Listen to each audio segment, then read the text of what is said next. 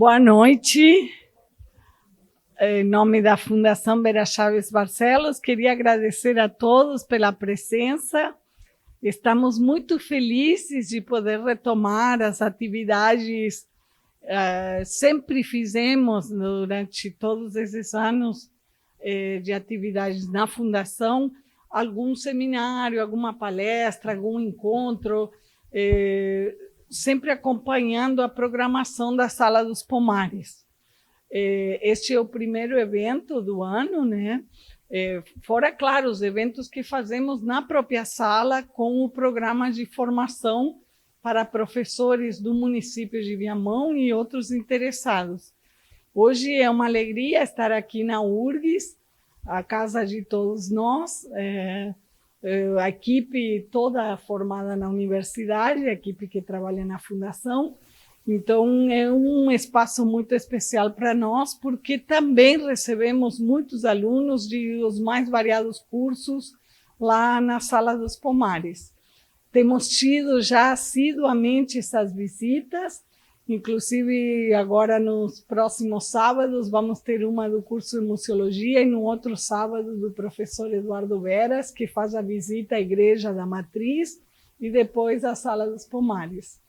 É uma alegria recebê-los a todos, é uma satisfação termos a Paula conosco, ela está conosco desde o início do programa educativo, fazendo as formações para os professores, nos acompanhando diretamente, às vezes até na confecção dos materiais, lembra aquele do Desestruturas que a gente fez juntas, enfim, muitas coisas juntas. É uma satisfação mesmo. Vou falar um pouquinho aqui da trajetória da Paula, que é crítica, historiadora da arte, professora associada do Instituto de Artes da URGS, atuando na graduação e na pós-graduação. Bacharel em Comunicação Social, Jornalismo em 96, pela Universidade Federal do Rio Grande do Sul, um mestrado em 2002 e o doutorado em 2007 em Artes Visuais, ênfase História, Teoria e Crítica da Arte. Na pesquisa, dedica-se aos estudos sobre modernidade e as relações entre arte, empresas e cultura visual, bem como aspectos relacionados à memória e ao patrimônio artístico e cultural. Além das atividades em ensino superior, atua como curadora, discutindo produções em arte contemporânea. Eu vou destacar a exposição Raio que o Parta, Ficções do Moderno no Brasil, deste ano no Sesc São Paulo. Eu não tive a oportunidade de visitar a exposição, mas o que eu pude ver através da internet, acho que é uma exposição épica, né? E o trabalho da Paula tem um destaque importante nessa exposição. Também vou destacar o Prêmio Jabuti de 2017, porque é o trabalho de pesquisa da Paula já de doutorado, mas o livro que a Paula deu o primeiro prêmio Jabuti desse ano, foi por causa desse livro, que é um peso maravilhoso. É um livro para ficar horas e horas e horas. É realmente, enfim, só conheço a Bíblia como esse livro, né?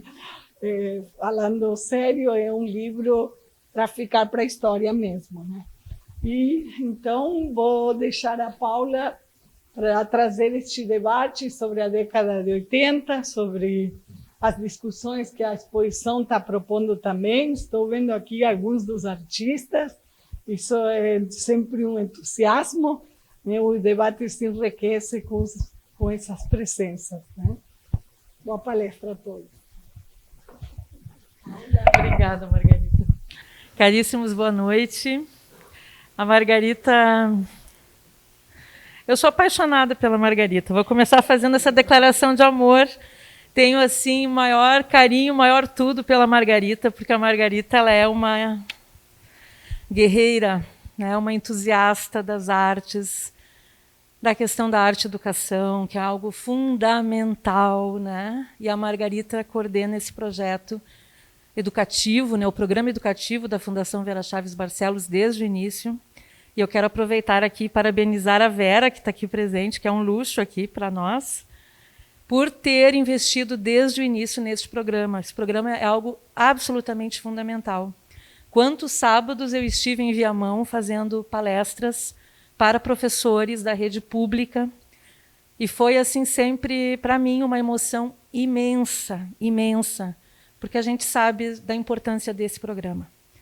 A gente sabe da seriedade e de como isso impacta, né, toda aquela região, não só Porto Alegre, mas toda essa região metropolitana. Então, Margarita, te agradeço pelo convite, pela confiança. É um voto de confiança, né? Há pouco o Frantes, entrando aqui na sala, ele disse bem assim para mim, provocativo do jeito que ele é. Ele disse assim: eu quero ver tu falares sobre uma década que tu não viveste. E eu, putz, começou assim, né?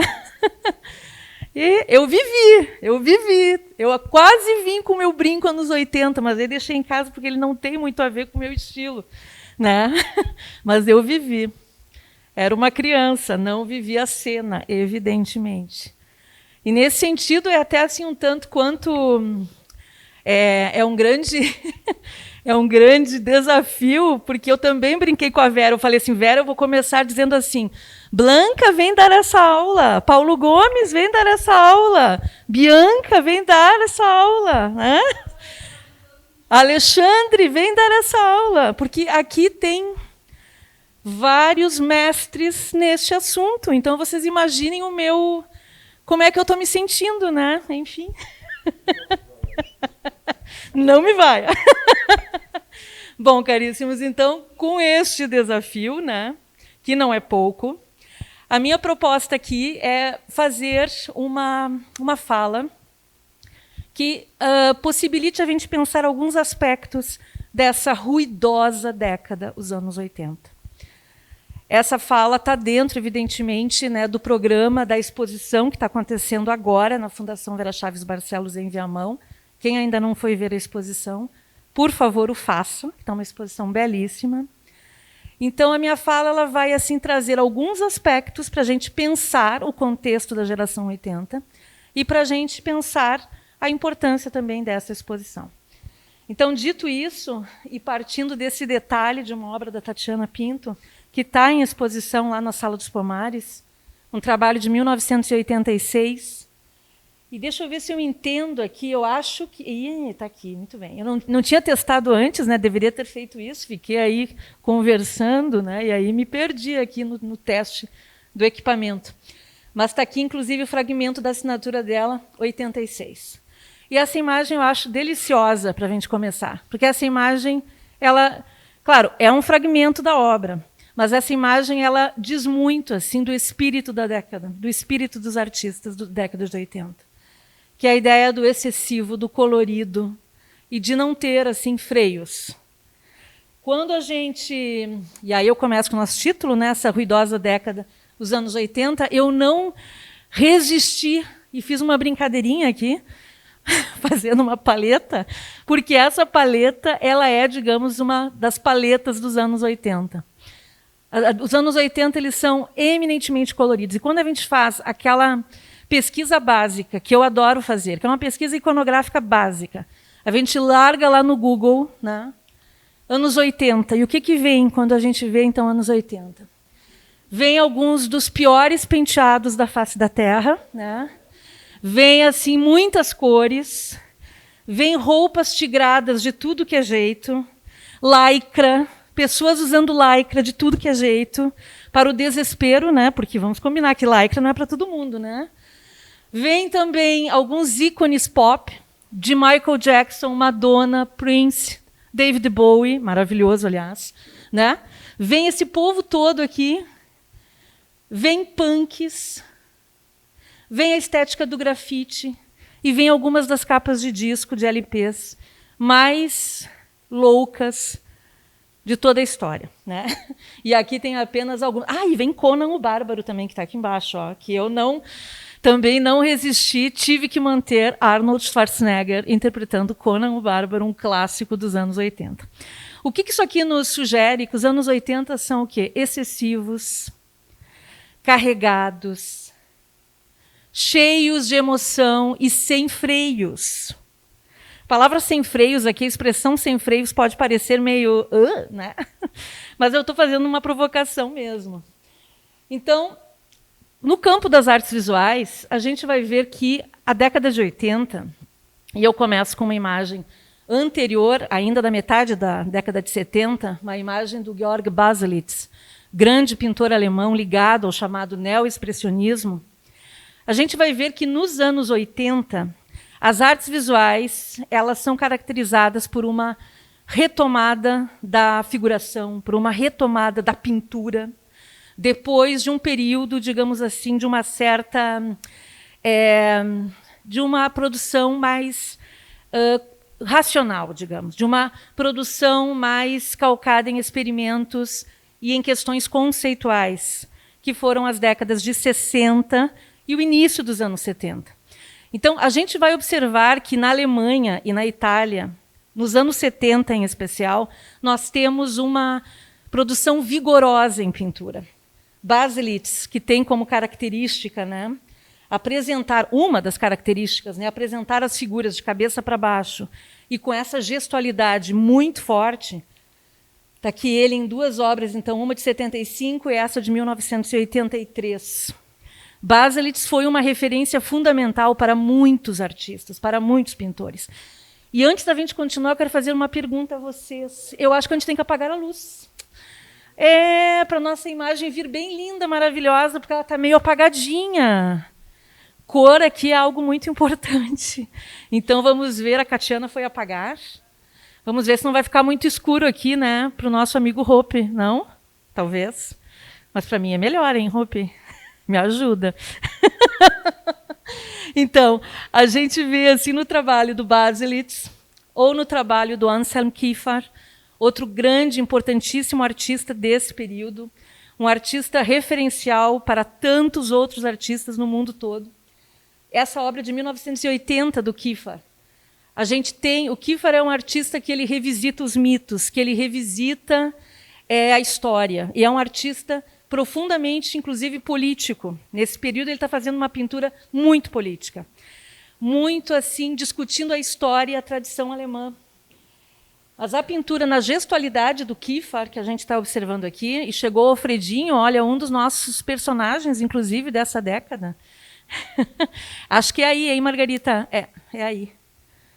É aí, sim. Se tu puderes apagar mais uma... Ai, olha como melhorou. Gente, olha só. Olha que maravilha.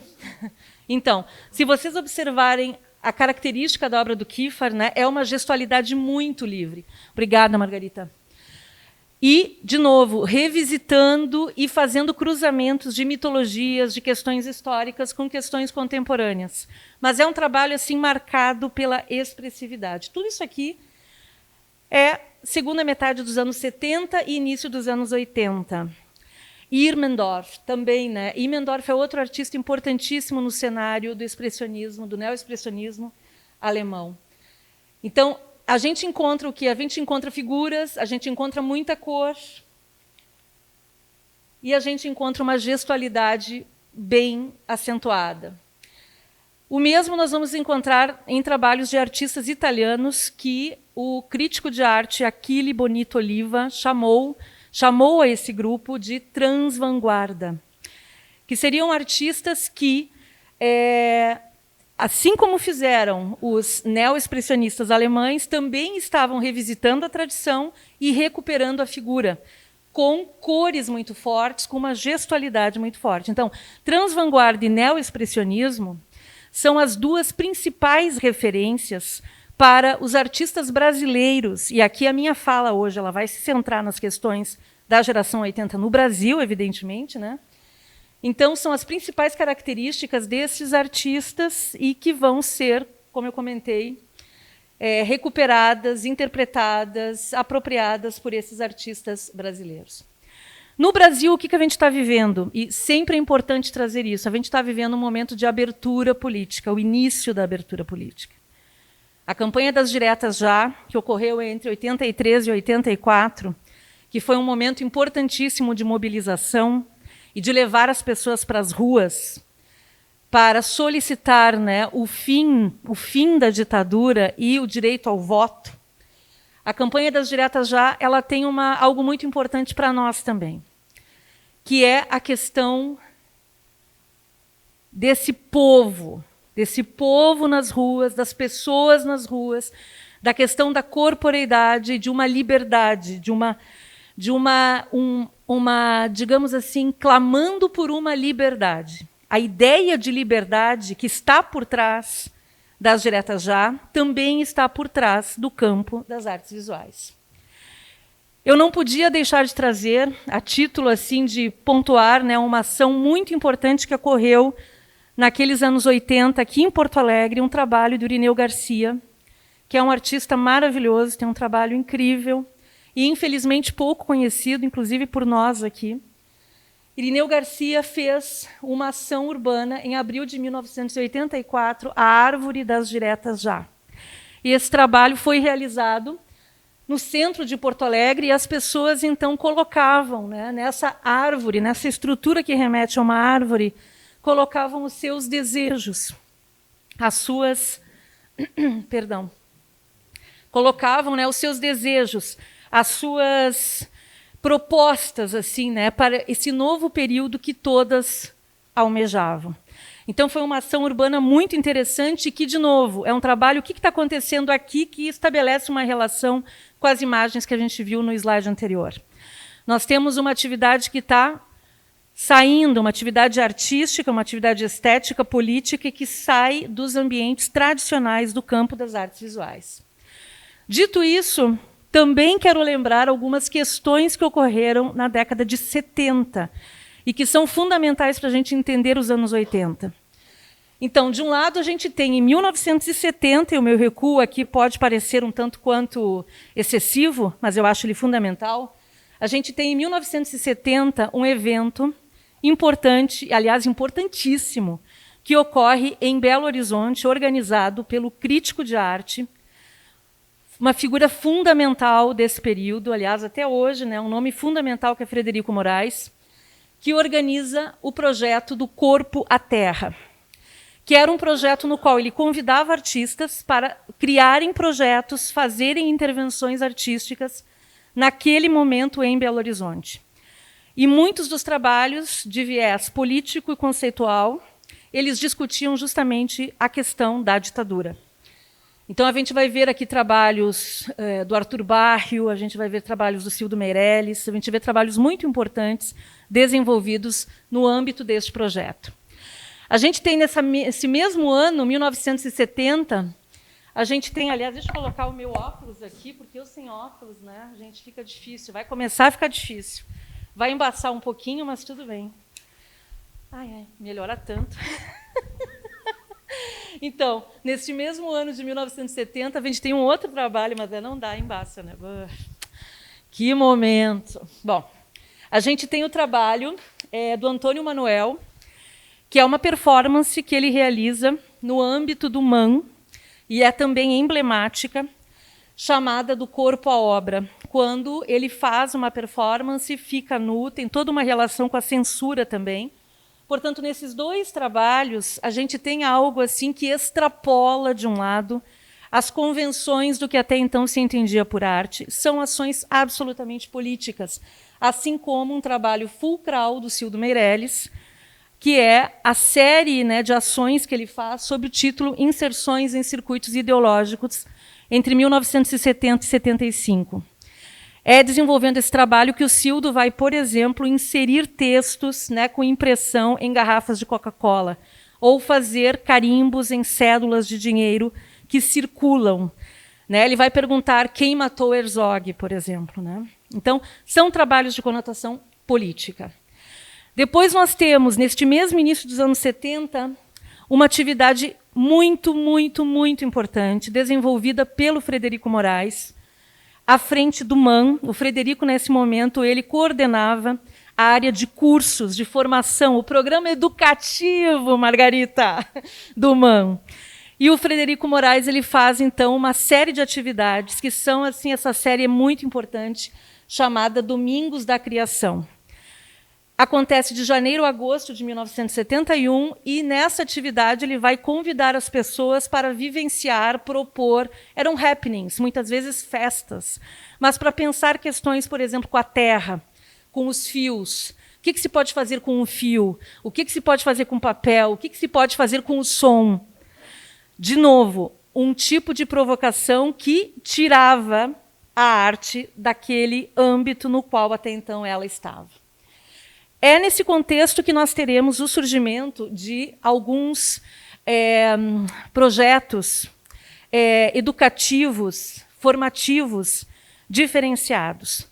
Então, um deles é a Escola de Artes Visuais do Parque Lage, no Rio de Janeiro, que surge em 1975 e que vai também propor uma forma de ensino da arte diferente da que até então existia, diferente das universidades, das escolas de belas artes, que era a terminologia que se usava até então. Nós vamos ter também a chamada Escola Brasil, que foi um projeto muito importante desenvolvido em São Paulo entre 1970 e 74, que teve os seus fundadores Carlos Fajardo, Frederico Nasser, Luiz Paulo Baravelli e José Rezende. A Escola Brasil ela proporcionava aos estudantes que buscavam essa formação terem uma formação continuada no ateliê de um desses artistas. Portanto, era uma outra forma de ensino, muito similar, por exemplo, a que ocorre na Alemanha. As escolas de arte na Alemanha são assim, os estudantes entram e acompanham o ateliê de um professor. A formação deles é a partir dessa tópica. Depois a gente tem também, em 1975, a criação da Funarte. A Funarte teve um papel, e tem ainda, né, hoje meio apagado, né, mas a Funarte teve um papel fundamental para organizar documentação, promover iniciativas e publicar. A Funarte fez um trabalho importantíssimo de publicação de documentos e de produções artísticas nesse período. E logo depois vai ser criado o INAP, o Instituto Nacional de Artes Plásticas, em 1976, que teve como diretor Paulo Erkenhoff. E foi nesse contexto que o Erkenhoff fez vários projetos importantíssimos de visibilidade das produções, digamos, regionais, né? Não era só Rio, São Paulo, mas também ver o que estava acontecendo em Manaus, ver o que estava acontecendo em Belém, e por aí vai. Então, esse cenário que está aqui, né, ele mostra uma movimentação importante num momento em que o Brasil estava politicamente fechado, mas nas artes coisas aconteciam. Por exemplo, em João Pessoa, a gente tem, em 1978, a criação do Núcleo de Arte Contemporânea. E aqui em Porto Alegre a gente tem funcionando, né? Melhor, funcionando é uma palavra complicada, né? Agindo, fazendo, né, as proposições, tendo uma atuação importante nesse período, entre 1976 e 78, os artistas que trabalharam, né, no chamado nervo óptico, e a Vera Chaves, que está aqui, é um dos nomes mais importantes deste grupo. O grupo desenvolveu, entre outras atividades, uma série de cartazetes que propunham uma nova forma de pensar também a arte e numa relação com os suportes e com as linguagens da comunicação. O nervo óptico, os artistas, né, que vão estar no nervo óptico, sobretudo, né, Carlos Asp, Carlos Pasquetti, Clóvis Dariano, Thelmo Lanes, Vera Chaves Barcelos, e também Jesus Escobar e Romanita Disconzi, que participam também de várias atividades do nervo óptico. Esses artistas e muitos outros vão depois ter no espaço NO, que funcionou na Galeria Chaves, no centro de Porto Alegre. Oi? Vai lá, Vera. Para o NO. Tá. Beleza. Nada como ter as fontes na sala de aula, né? Sim. Sim. Não, e tem uma coisa importante, o NO, ele não foi um espaço fechado desses artistas, não, era um espaço aberto. Muitos artistas de São Paulo, Rio, etc., de outras partes, vinham ao Rio Grande do Sul para fazer proposições aqui, né? Era um espaço para performances, para, enfim, para uma série de experimentos em outras várias linguagens. Então, foi um espaço importante de abertura do campo aqui em Porto Alegre. E aí nós temos, no Recife, por exemplo, 75, a primeira exposição internacional de arte postal. organizada por Paulo Brusque, Daniel Santiago e Ipiranga Filho.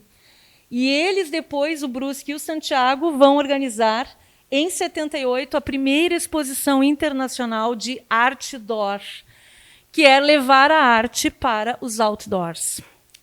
Então, o que a gente está vendo? Os cruzamentos do campo da arte com a comunicação, novos experimentos, a saída daqueles ambientes consagrados, né? Fecho esse painel aqui, recuperando alguns momentos importantes dos anos 70, chamando atenção para o trabalho do grupo 3 Nós 3, em São Paulo, o grupo constituído por Ednilson Júnior, Mário Ramiro e Rafael França, que fez muitos trabalhos assim, de videoarte, muitos trabalhos em xerox.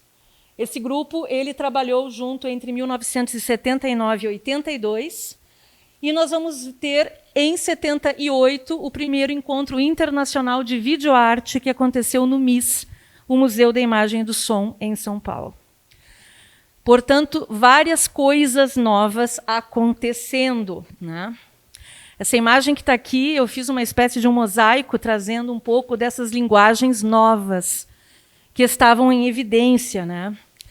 Então, por exemplo, o trabalho da Letícia Parente, marca registrada, no qual ela escreve, né, Made in Brasil, né, na sola, né, na planta do pé.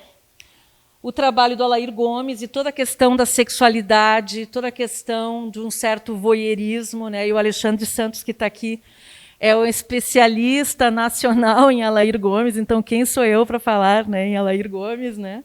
Mas as fotografias, então, do Alair, que trazem essa questão, né, dessa observação desse corpo masculino e dessa ideia de desejo, melancolia e esse voyeurismo por trás das imagens, né?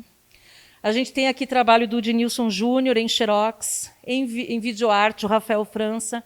Aqui embaixo eu adoro, né? Isso aqui é um trabalho de arte postal do Brusque e é encaminhado para quem, né? Para o diretório dos estudantes de artes visuais do Instituto de Artes, tá? É para eles.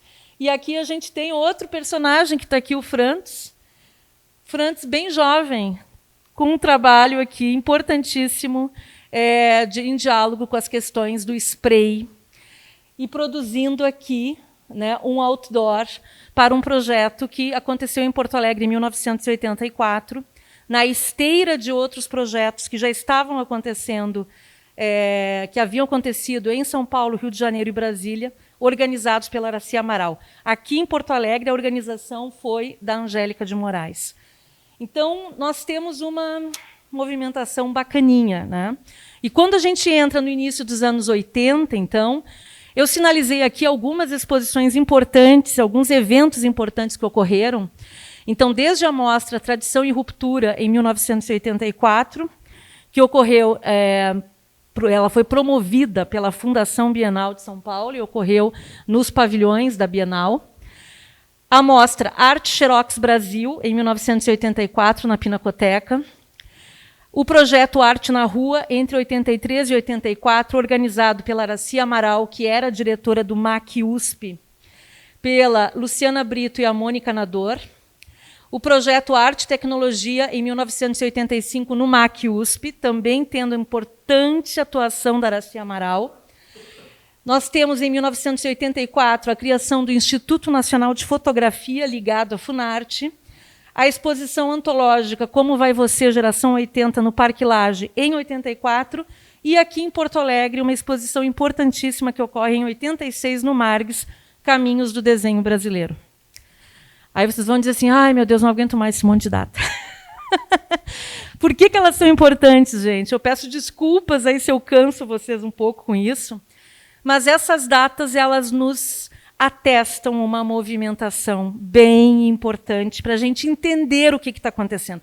Porque aqui a gente tem uma atuação, então, de artistas, de críticos, de diretores de instituições, e isso tudo vai possibilitar o cenário que a gente vai ver agora, que é um cenário assim, importantíssimo e poucas vezes visto no campo artístico brasileiro. Aqui a gente tem uma página dupla de abertura de uma matéria na revista Manchete, que não existe mais. Olhem o título: Transvanguarda, o pop e o punk explodem nas telas. O título é maravilhoso, né? O pop e o punk. O título dá também o tom do que a gente está falando. Então, essa matéria ela circulou em junho de 1984. E aqui a gente vê, né, alguns dos nomes que estavam fazendo essa cena no Rio de Janeiro e em São Paulo. Quando a gente lê a abertura da matéria, e eu faço questão, porque a abertura é muito interessante, o que diz? Uma nova concepção de arte que renega todos os ismos já pesquisados tomou conta dos jovens artistas nacionais. Eles pertencem à geração do rock e ao estilo punk. Os cabelos já não são longos, à maneira hippie. A princípio foram chamados de transvanguardistas. Depois ganharam o apelido de energéticos. Suas ideias baseiam-se nas de Friedrich Nietzsche e nas do crítico italiano Achille Bonito Oliva. Esses artistas vêm de um período em que tudo o que se quis se fez. E agora desejam refazer ou copiar o mundo através do neoclassicismo, do neoexpressionismo, do neofovismo e de tantas escolas já esquecidas ou repudiadas pelos críticos. Protestam desde os tempos das grandes manifestações políticas e gritam bem alto que a arte dos museus entrou em decadência, ao menos quanto à técnica e ao estilo. São os novos rebeldes das artes plásticas. E, numa das chamadas para a página, na página anterior, né, a transvanguarda é a arte da era dos grafitos e dos videoclipes. Essa articulação que acontece na imprensa, chamando atenção para o caráter, que aqui a gente tem o punk, por exemplo, que a gente tem o pop, que a gente tem grafite, que a gente tem videoclipe, essa articulação não é gratuita, porque havia mesmo, estava tudo associado, estava tudo meio alinhavado. É nesse contexto que ocorre a mais emblemática das exposições relacionadas a essa geração no Brasil, que foi a exposição em 1984, inaugurada no dia 14 de julho até 13 de agosto no Parque Lage, que reuniu 123 jovens artistas. Eles tinham uma média entre 23 e 35 anos. E essa exposição foi organizada, hoje a gente usa a expressão, né, curadoria, na época não se usava muito essa expressão. Ela foi organizada por Marcos Lontra, Paulo Roberto Leal e Sandra Mager. E essa exposição, aqui a gente tem 2 documentos, não dá para a gente ler, a não ser os fragmentos que eu vou trazer, mas essa aqui é uma carta de apresentação do que era a exposição. E aqui a lista inicial dos artistas participantes. Então, o que diz na carta de apresentação? Geração 80 integra-se nesse quadro como uma proposta de analisar influências externas à nova figuração, à transvanguarda italiana, os neoexpressionistas alemães, etc., e sua transposição para o Brasil. A presença e a produção desses artistas ainda provocam uma admiração incontida por uns e desprezo de outros. Geração 80, ao se apresentar como mostra completa, permitirá uma análise de toda essa manifestação, criando espaço para uma reflexão livre de paixões e mal-entendidos. E, nesse contexto, foi lançada uma revista especial, que ela ficou como um registro de catálogo, que é a revista Módulo, que saiu documentando, então, o que foi essa exposição. Então, o Parque Lage, a Escola de Artes Visuais do Parque Lage, no Rio, é um ambiente belíssimo, né? A escola é muito bonita, e lá aconteceram várias coisas, inclusive a cena final do Macunaíma, ela é filmada lá, tá? Mas aqui vocês veem, então, registros fotográficos durante a exposição Como Vai Você, Geração 80. Então, o que a gente vê aqui? A gente vê um clima de festa, inclusive. É um grande happening. Então, a ideia que atravessou todas as proposições que deram corpo a essa exposição, A ideia é essa: liberdade, gestualidade, vamos fazer o que queremos fazer. Temos de lembrar que a geração que faz essa exposição, ela nasceu sob a ditadura. Nasceu sob a ditadura e não queria mais, de forma alguma, viver aquilo. Está aqui a capa da revista Módulo, que foi editada como um catálogo, e eu vou precisar da paciência de vocês para ler 2 ou 3 fragmentos de textos que circularam exatamente neste momento no âmbito da exposição. Um deles é do George Ginley. O Ginley foi um dos mais importantes artistas ligados a essa geração, marca essa geração, e ele também escreveu bastante sobre o que ele estava produzindo e vendo. Então, ele publica, em 1984, esse texto, que, aliás, o título é maravilhoso, né? Papai era surfista profissional, mamãe fazia mapa astral legal. Isso aqui está numa letra de música, né, do rock desse período. Geração 80 ou Como matei uma aula de arte num shopping center. E aí o Ginley começa o texto dizendo assim: a exposição Geração 80, Qual é a Tua? Ou Como Vai Você? É inaugurada no Parque Lage no 14 de julho, data da queda da Bastilha, data revolucionária por excelência. Será que ela serve de metáfora a uma geração artística revolucionária? A exposição pretende reunir pela primeira vez, sob uma mesma bandeira, ou não, sob a pressão ideológico-artística oriunda do grande mundo das artes plásticas nos centros avançados da cultura, uma quantidade considerável de jovens artistas. E ali a marcação entre 20 e 37. Atenção, a marcação é muito precisa, né? E chega a ser até assim, motivo de riso, mas ok, seguimos. Está aqui o Ginley, uma fotografia dele, o George Ginley. Ele faleceu muito jovem, uma carreira, uma vida interrompida, né? De forma assim, muito jovem, pela AIDS. Então, ele está aqui no ateliê. Eu adoro essa fotografia. Tipo assim, estou à vontade, vou pintar como eu quero, quando eu quero, e esse caos. Está tudo certo. Tudo certo. Um catálogo elaborado pela Fundação Iberê Camargo, em decorrência de uma exposição que aconteceu aqui em 2008 sobre a obra do Ginley, traz esses registros dele atuando, né, no ateliê. E a obra dele é uma obra que expressa muito bem, que exemplifica muito bem a produção desse grupo nesse período. Então, essa obra de 1981, a gente observa as características todas que eu já trouxe para vocês quando eu comentei brevemente os trabalhos dos neo-expressionistas alemães e dos artistas italianos da transvanguarda.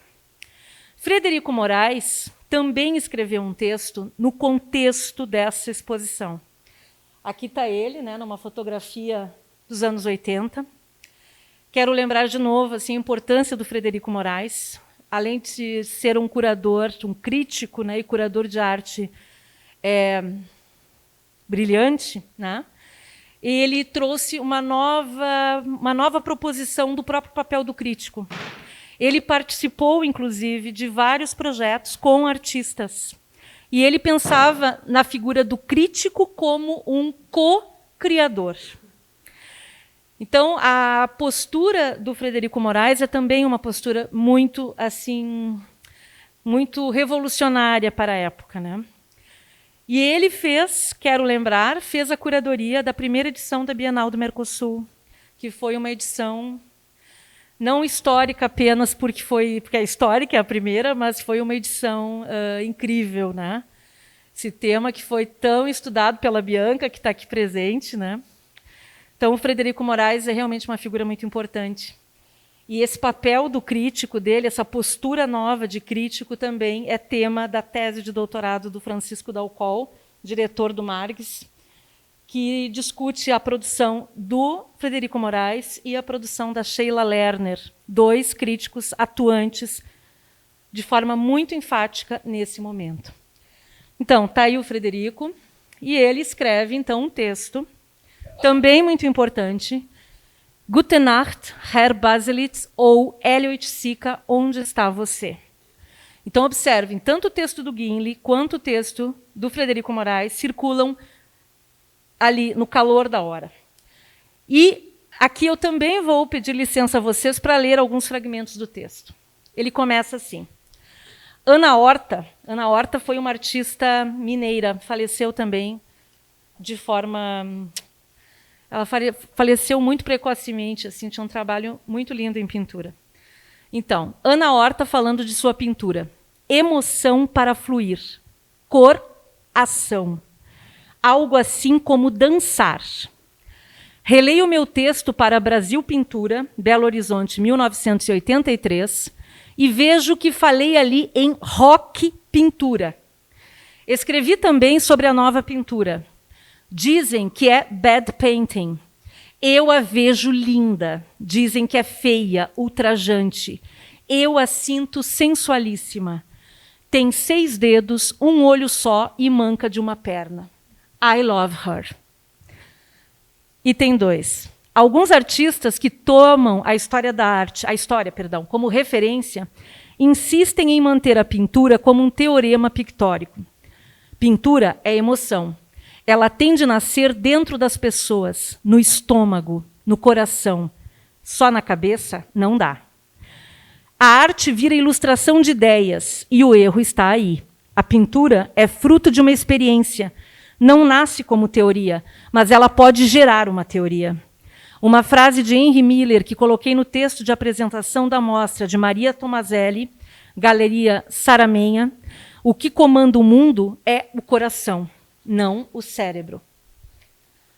E ele continua.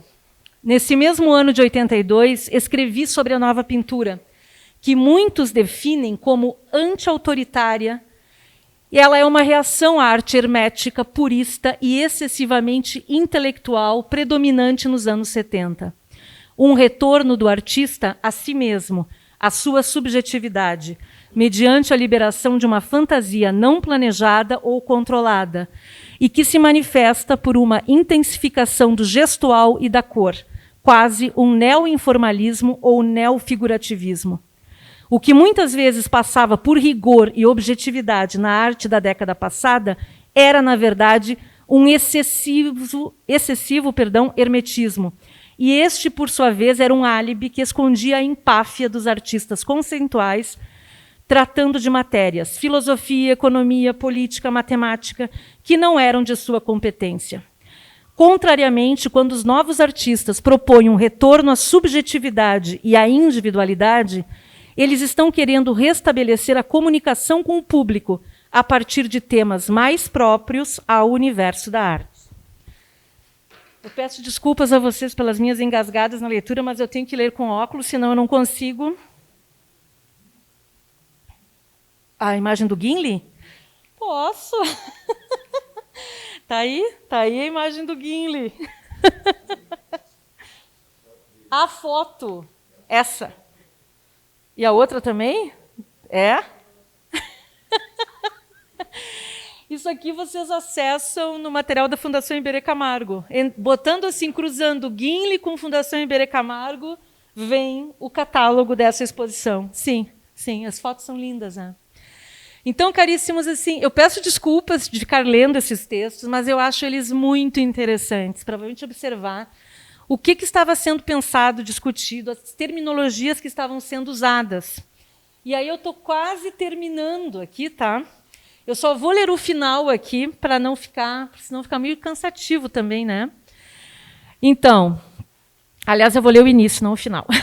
Diferentemente das vanguardas dos anos 60, artísticas, políticas, que sonhavam colocar a imaginação no poder, que acreditavam ser a arte capaz de transformar o mundo, que se iludiam com as utopias sociais, os jovens artistas de hoje descreem da política e do futuro. Mas não são exatamente pessimistas, ou melhor, preferem deixar as grandes questões de lado. Vou passar, não vou ficar lendo tudo, né? Senão vou encher o saco de vocês aqui. Aqui eu adoro esses textos. Sheila Lerner, que na época trabalhava como crítica de arte no jornal Estado de São Paulo, e que também é uma personagem fundamental dessa década, escreve essa matéria no dia 30 de agosto de 84, Geração 80, perigo e transformação. E ela comenta a exposição no Parque Lage.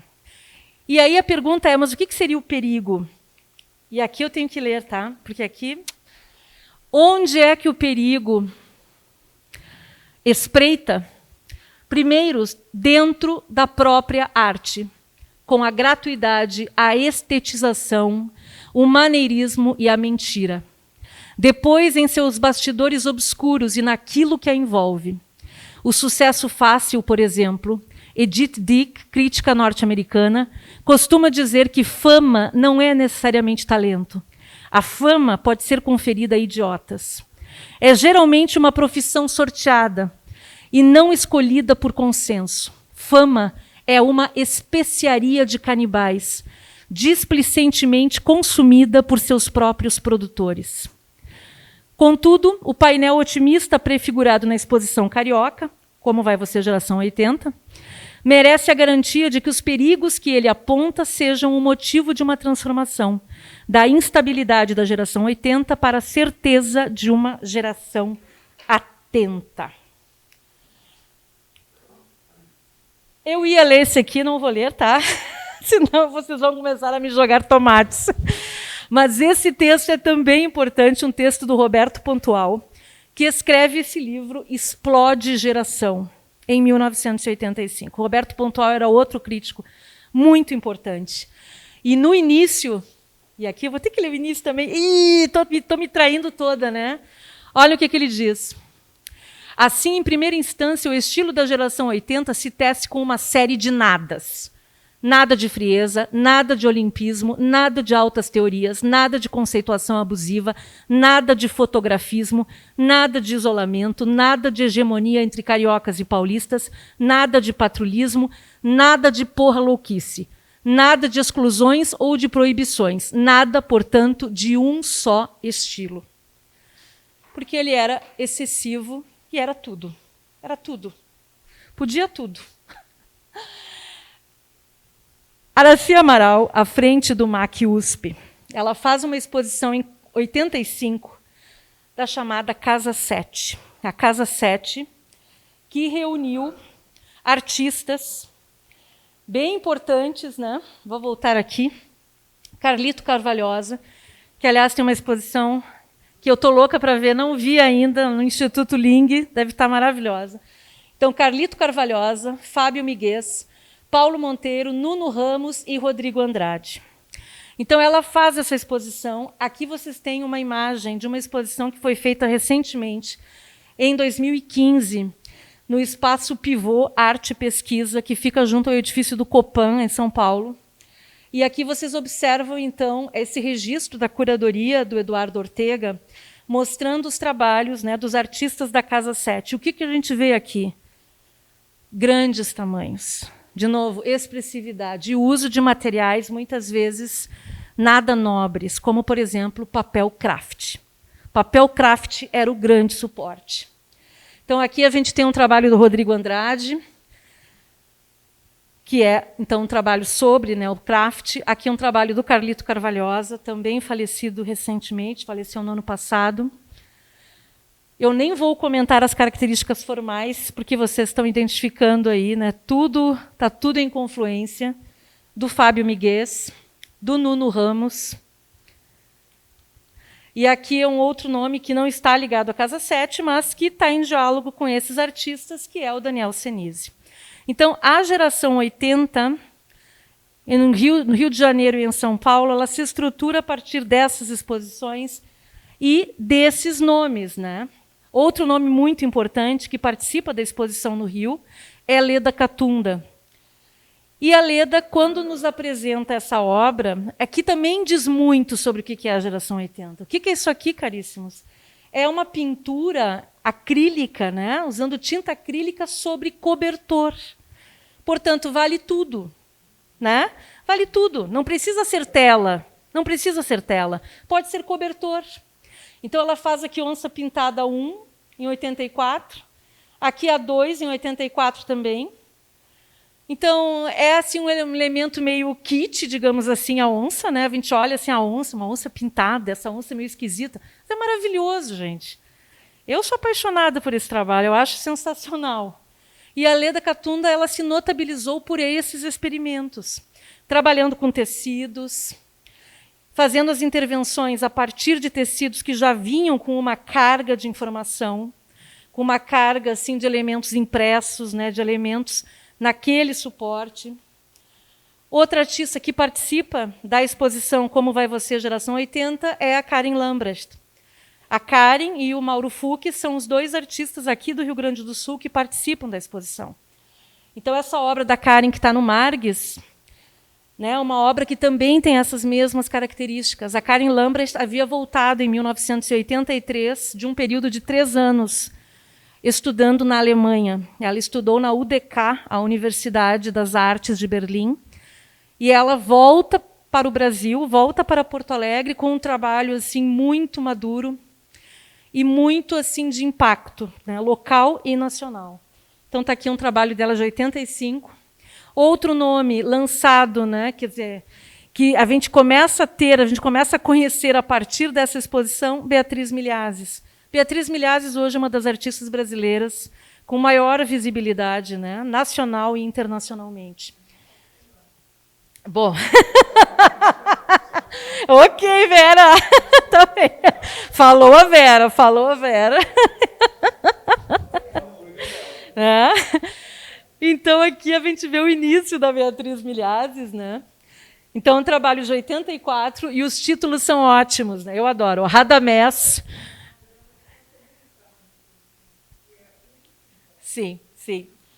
Então, Radamés, após conquistar o Egito, declara seu amor por Aida. Então, o que a gente tem aqui? A gente tem essas histórias que estão, né, que pautam óperas, né? Pensemos aqui na Aida, né? Enfim, está aqui nesse trabalho que a gente olha em um primeiro momento não identifica nada do que tem no título. Mas, enfim, foi a provocação dela, foi de onde ela, né, de onde ela partiu aonde ela chegou, né, enfim, no trabalho.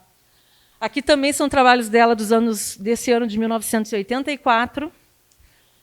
E a gente vê, portanto, uma característica, assim, tem essa gestualidade, mas tem algo muito forte do desenho, marcado, por exemplo, pela linha de contorno, né, que está bem evidente. E aqui são trabalhos de 88 da Beatriz Milhazes, que já sinalizam depois o que ela vai fazer, né, que é a ideia, então, do elemento, da repetição, das sobreposições, né? Ah, olha aí, ó. Paulo César Ribeiro Gomes, nosso Google das artes visuais, que está aqui na frente. Eu vou fazer uma entrevista contigo agora. Então, ela expôs... no BR-80? Ah, olha aí. Muito bem. Uhum. E aí nós temos um outro evento também fundamental nesse período, que é a Bienal de São Paulo, a 18ª Bienal de São Paulo, de 1985, que vai ter curadoria da Sheila Lerner, que eu mostrei antes para vocês, aquele fragmento da crítica da Sheila Lerner, publicada no jornal Estado de São Paulo. E essa exposição é uma exposição assim, que é um divisor de águas. Não sei de quem é o cartaz, Paulo, estou te devendo, estou devendo. Estou te devendo. Sim, o cartaz é a capa, a capa, ou melhor, volta. A capa do catálogo é a cara desse momento também, exatamente. Inclusive as cores, aquelas que abriram aí a nossa conversa. Então, aqui vocês veem a Sheila Lerner conversando com Oscar Niemeyer. Ela estava no momento da montagem da exposição. Então, foram 214 artistas com 1.674 obras. E o que ficou assim, a marca dessa exposição foi um segmento da mostra, só que não está aí, foi conhecido como a grande tela. Então, uma das partes da exposição foi um trabalho que a Sheila organiza dessa forma. Ela estava assim impressionada, não só ela, muita gente, com a produção enorme, muito significativa de pinturas em grandes formatos, de pinturas marcadas por essa gestualidade, por essas cores, por essas características todas que a gente viu. E o que ela faz? Ela monta esse corredor, essa área de circulação da Bienal, colocando uma pintura ao lado da outra, como se elas fossem exatamente uma coisa só. E com isso ela sugeria que este fenômeno era um fenômeno global. Não era só algo que acontecia aqui, ou na Alemanha, ou na Itália, não. Né? E sem identificação, exatamente. Google! É bom, né, que o Paulo está aqui na frente, né? Claro, sim, os artistas ficaram furiosos, muitas pessoas ficaram furiosas, o público, muita gente não entendeu nada. Ela foi assim bastante criticada, né? E hoje a gente aclama essa visão, né? Porque realmente ela foi assim, né, histórica. Ela traz uma postura muito radical, assim, né? Como curadoria. De colocar, imaginem, gente, uma pintura ao lado da outra sem identificação. Né? Exato. Também tem um lado que indica o fenômeno dessa superprodução e tem o lado que faz a crítica também, né? Porque sugere bem assim, muito bem, está tudo aí do lado, um do lado do outro, e o que diferencia? Ela depois faz a próxima edição da Bienal. Tá? Ela faz essa edição e faz a próxima curadoria também. Então, eu vou mostrar algumas imagens aqui. Essas imagens foram... eu as localizei no blog da Sheila Lerner. Então, vocês observam aqui então, o processo de montagem, e aqui também. E quem está aqui, que é muito interessante, é o Tadeu Chiarelli. Tadeu Chiarelli, grande historiador, crítico de arte, curador. Né? Está aqui na época que ele coordenava a equipe dos montadores. Ele estava ali trabalhando com ela, o jovem Tadeu. E aqui vocês observam, então, registros fotográficos em cores, né, desse corredor. Fala, Franz. Oi? Ah, ok. Obrigada, Franz. 3... Sim, esse aqui é diferente. Sim, é verdade. Sim, sim, o elemento está aqui nos entregando de cara, né? Mas obrigada, Franz. Junto a essa edição, né, da Bienal, também foi feita uma exposição, e aqui é um dado interessante também, uma exposição de viés assim, mais histórico, mostrando as influências da pintura de viés expressionista pelo mundo. Então, o título da exposição era Expressionismo no Brasil, Heranças e Afinidades. Aliás, eu coloquei mal a frase. Era uma exposição sobre expressionismo, as influências dessa pintura neoexpressionista no Brasil, mas pegando artistas assim de várias partes do mundo, construindo de novo aí a frase. Então, aqui vocês observam uma das vistas dessa exposição com obras do Wesley Duke Lee. Portanto, sempre essa parte também mostrando o caráter, quer dizer, contemporâneo, o que está acontecendo agora, mas um eixo da exposição com caráter histórico. Aqui vocês observam a capa do catálogo, né, relacionado a essa exposição em especial, também publicado em 85, e com a capa... Oi? Nosso Google. Eu falei, gente, eu vou chamar o Paulo aqui, vem para cá, Paulo. E aqui a gente observa algumas páginas desse catálogo, né, com as reproduções de obras, com as listas de artistas, os vários artistas que estavam, então, participando deste núcleo, e isso tudo evidenciando este cenário inequívoco. Saio de São Paulo e venho para Porto Alegre. E venho para Porto Alegre. O que estava acontecendo em Porto Alegre neste momento? Essas 3 imagens aqui, eu peço desculpas se elas não estão assim com muita qualidade. Essas 3, eu julguei importante trazer algum registro visual dos materiais gráficos produzidos naquele período. A tua escultura, verdade. Olha só. Eu vou dar aqui uns tapas no Paulo. Aqui eu vou contar a fofoca, então. Paulo César Ribeiro Gomes, o Google que está aqui na frente, né? Ele adquiriu num dos leilões de arte que teve aí recentemente. Não foi só a Vera que comprou obras incríveis para a Fundação. Paulo Gomes, Alfredinho Nikolaevski, Blanche Dubois também adquiriram, né? E o Paulo, que está aqui, ó, comprou essa escultura do Gonzaga maravilhosa que está aqui. Está lá na casa dele agora, escultura espetacular. Bom, então, por que esse material está aqui? Porque aqui em Porto Alegre, o que estava acontecendo aqui em Porto Alegre? Aqui também acontecia uma movimentação bastante importante. A Galeria Tina Zápoli, aliás, Tina Presser, hoje Tina Zápoli, na época era Tina Presser, era uma galeria importantíssima da cidade naquele momento, com uma atuação muito grande, muito expressiva. Ela organizava exposições, divulgava essas exposições em revistas nacionais, mostrando, portanto, né, divulgando no âmbito nacional a produção local. Trazia trabalhos, exposições do centro do país para cá. Então, fazia um trabalho muito importante, um trabalho quase institucional. Era uma galeria comercial, mas fazia um trabalho quase que institucional, possibilitando esse intercâmbio e a visibilidade dos artistas daqui. Então, vocês observam aqui, isso é um anúncio de uma exposição na galeria da Karin Lambrecht, aqui um anúncio de exposição do Gonzaga e aqui uma vista da galeria na época. Nessa época, então, a Tina era a grande galeria. E por que eu estou trazendo essas questões? Porque tudo está conectado, caríssimos, tudo está conectado. O sistema de circulação institucional, o sistema comercial. Nessa época, muitos artistas, eles dizem assim, os anos 80, que saudades, porque se vendia muito. Se vendia muito. Né?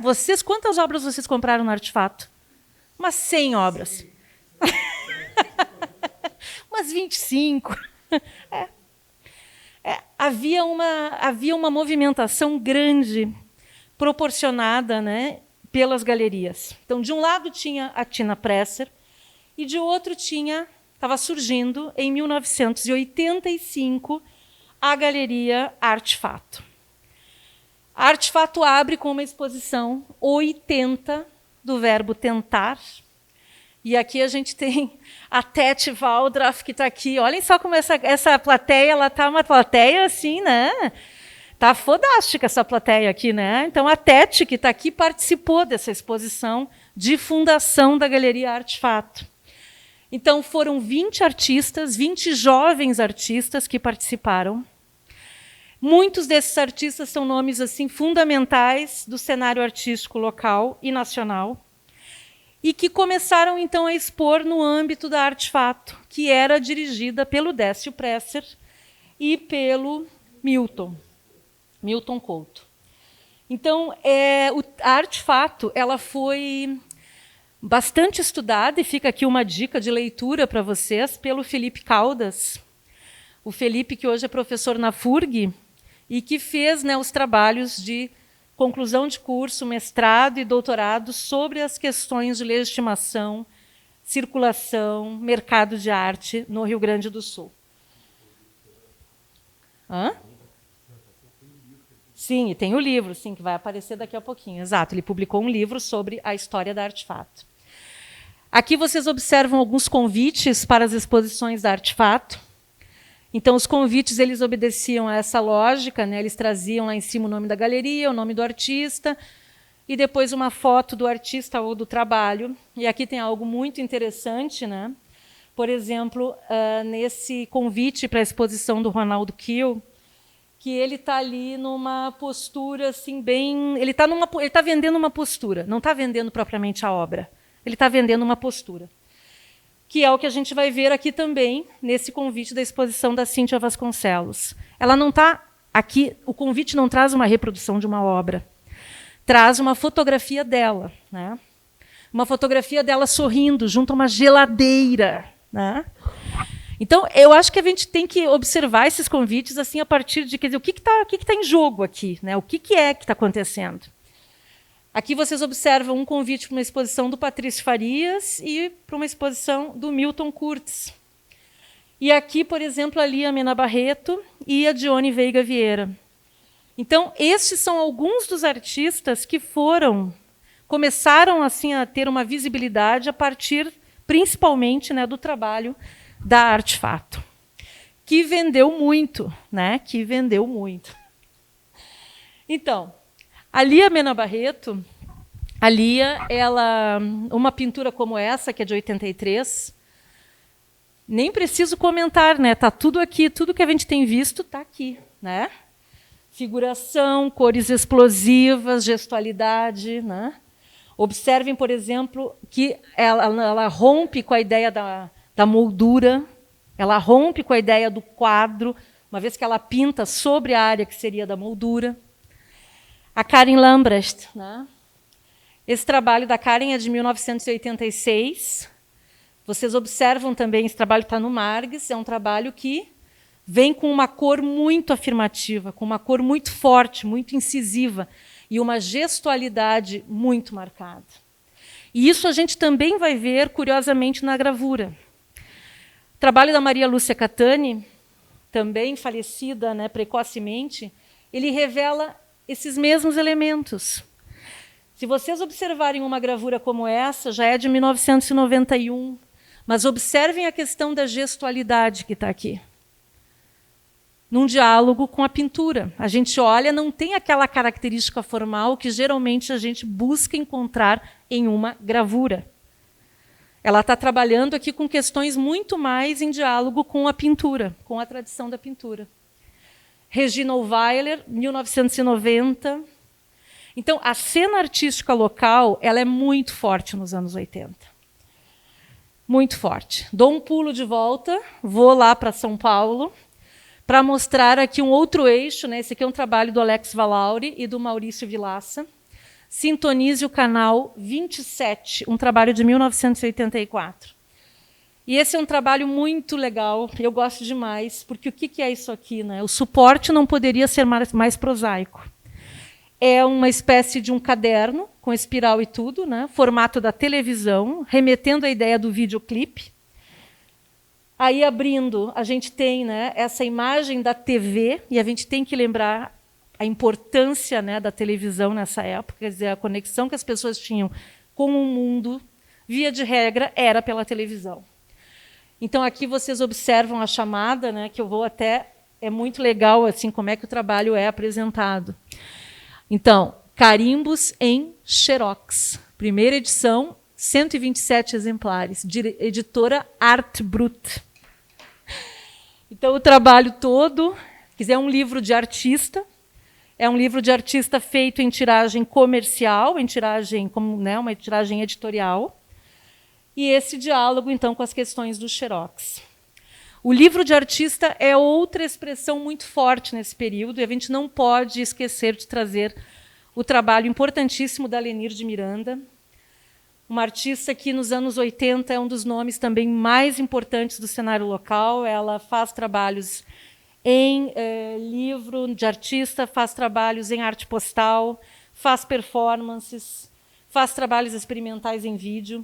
E aqui é um trabalho de 85, já fazendo diálogo com Ulisses e Boyce. Na verdade, aqui, né, então, Ulisses com Boyce e Joyce, né? 3 dos personagens referências da Lenir. Aqui é um registro de uma performance que a Lenir faz no ILA, da Universidade Federal de Pelotas, onde ela era professora. Isso aqui em 1986, e a performance é ela se pintando. Então, ela cobre o corpo com tinta e ela usa o corpo como se fosse um suporte de pintura. Trabalhos em arte postal. Ela participou muito do circuito de arte postal. Ela, inclusive, organizou exposições em arte postal. E aí a gente vai lembrar, né, aqui são 3 exemplares do acervo da Fundação Vera Chaves Barcelos, trabalhos do Udnilson, do Telmo Lanes e do Paulo Bruschi. E, nesse período, reiterando, a arte postal também era uma expressão assim, muito forte. Porque a arte postal ela tem a questão de, entre tantas, né, ela quebra as fronteiras, dilui as fronteiras, provoca outros tipos de interação. E ela é uma arte efetivamente internacional, porque os artistas trocavam essas correspondências, trocavam esses trabalhos, quer dizer, era uma rede internacional. Aqui o trabalho da Tete. Eita, Tete, hein? A Tete aqui presente. Trabalhos da Tete de 83. com diálogo com algumas das questões que apareceram na arte postal. A questão do carimbo, que vocês estão vendo aqui, né? Então, tem muito a gestualidade, mas tem essa questão do automático do carimbo, né? Então, a Tete tem na linguagem do desenho uma das principais expressões, e aqui já tem ali uma marca bem importante do trabalho dela. Essas questões do desenho, no Rio Grande do Sul, são muito fortes. A Heloísa Schneider da Silva, esses trabalhos que eu vou mostrar aqui, são do início dos anos 80. São trabalhos em pastel, e vocês observam aqui, de novo, a questão do gesto obsessivo, né? Do desenho assim com esse ritmo, e um desenho bem assim que busca, ela pode fazer um diálogo com questões, com formas mais geométricas, mas ela rompe essa forma. Na verdade, ela pode sugerir, mas ela não está interessada em formas geométricas, né? Então, a gente vai observar que essa gestualidade está na obra de muitos artistas. Marta Loguércio, aqui o Carlos Vladimirsky. O Vlad é um nome também assim, muito importante nesse período, participou de vários salões de arte e ganhou vários prêmios na área de desenho. Então, a gente vê aqui a questão, né, das formas geométricas, mas, de novo, ó, esse gesto, né, esse gesto forte do desenho, da linha. Então, ele é meio assim que tem a forma, mas essa forma ele meio que subverte quando ele vai quando ele vai com o lápis ou quando ele vai assim com esse gesto que acaba, enfim, quebrando um pouco nessa forma mais rígida que ele traz ao centro. A Dione Veiga Vieira, a gente viu antes um convite para uma exposição da Dione na Artefato, e aqui os desenhos que ela faz também nos anos 80. Então, o cenário local, né, é muito pródigo nessa produção. Alfredinho Nikolaevski aqui na frente, sempre com o seu broche, o seu bottom da URGS. Né? Muito bem. O Alfredo é outro grande nome desse momento. Aqui vocês observam dois desenhos, né? Oi? Não só deste momento, é claro que não. Que desponta neste momento, O Alfredo tem formação em arquitetura. Uma formação em arquitetura que a gente também... Confirmam, né? Confirmam. Então, o Alfredo, com uma formação em arquitetura, a gente vai ver depois o trabalho do Mário Ronelt, também com formação em arquitetura, né? É uma geração de artistas arquitetos, exatamente. Porque muitas vezes os artistas, assim, vamos pegar aqui o cenário de Porto Alegre, formação aqui. Instituto de Artes, ok, maravilha. Mas muita gente pensava assim, eu tenho que ganhar dinheiro depois, como é que vai ser? Né? Foi teu caso, né, Alfredinho? Tu pensaste nisso, né? Aí ele pensou, não vou ganhar dinheiro sendo artista, vou fazer arquitetura. Mas depois, né, afundou. E aí, né? Então, esses trabalhos que vocês observam aqui são de uma perícia técnica absurda, né? Um trabalho incrível de desenho do Alfredo. E ele traz, então, esse diálogo, de um lado, né, com esses elementos da infância, do cotidiano, imagens populares, né, e, ao mesmo tempo, o caráter homoerótico que a gente observa nos cantos do desenho. Né? Então, tem aqui um cenário, digamos, um ambiente doméstico que ele traz, né? E que é bastante interessante, são trabalhos em lápis de cor e aquarela, né? Idem aqui, então a gente vê de um lado, né, o autorretrato que ele reproduz aqui, né, a figura máscula do laçador, a representação do laçador do Antônio Caringi no outro canto, e esse perfil, não é bem perfil aqui, qual é a palavra correta aqui? Essa sombra, né, que se projeta no meio aqui. Tipo assim, muito bem, né? Onde é que eu estou? Então, o trabalho do Alfredo é um trabalho em desenho, assim, também, que tem uma outra característica, né, e que marcou também esse período. Então, o diálogo com as questões do pop, com as questões do cotidiano, a gente vê muito nesse período. A Lenir de Miranda, já citada aqui, né, fez uma série emblemática em 85, Estudos de Valores ou Sem Valor. Aqui está ela, posando diante de uma pintura, com o elemento a partir do qual ela trabalhou, que é a cédula de um cruzeiro. Essas pinturas da Lenir, elas são de médio e grande formato, e a gente observa as relações que ela estabelece, críticas, né? Associando a nossa economia e a situação do Brasil com esses super-heróis estadunidenses. E sugerindo, portanto, né, esses conflitos, né, que a gente vai encontrar entre Brasil e Estados Unidos, lembrando que na época os Estados Unidos tinham, aliás, na época não, né? Putz, né? Mas tinham assim uma relação muito ostensiva, né, com o Brasil. Então, esse trabalho de 85, não pude não fazer aqui um diálogo com o trabalho da Romanita Disconzi, mas esse aqui já é do início dos anos 90, mas a Romanita também revisita, né, esses personagens da cultura pop. Então, a gente está falando de características, de questões, de cores, de tratamentos que atravessam as obras de muitos artistas. Magliani também com essas figuras, assim, subvertendo a questão da cor, as formas, as figuras com essas caras retorcidas, com essas caras, muitas vezes, com esses rostos, né, deformados, sugerindo assim, estados de aprisionamento, estados de conflito. Magliani, que está com uma exposição maravilhosa na Fundação Iberê Camargo, né, para quem ainda não viu. E aqui o trabalho da Marisa Carpes, também aqui presente, né? A Marisa também aqui presente, com a série, né? Ela chama dos Dourados, os desenhos que ela faz nos anos 80, da série Brinquedos Brincados com Eles Mesmos, ou Os Comparsas, que é uma série também com a qual a Marisa ganhou prêmios em âmbito nacional e que igualmente trazem essa carga, né, do desenho bem expressivo e dessas figuras com expressões atormentadas. Então, eu estou fazendo um arco aqui. Evidentemente, eu não estou mostrando todos os artistas, porque não teria o menor cabimento isso, né? Seria impossível. Aliás, hoje estava eu cortando slides dessa apresentação e vocês não têm ideia com que dor, né? Porque é realmente difícil. Está aqui a Tete de novo, ó. E a gente está aqui no final dos anos 80 e início dos 90, igualmente com uma gestualidade bastante acentuada. E a gente tem que lembrar aqui o papel, daí que eu não comentei, que é fundamental.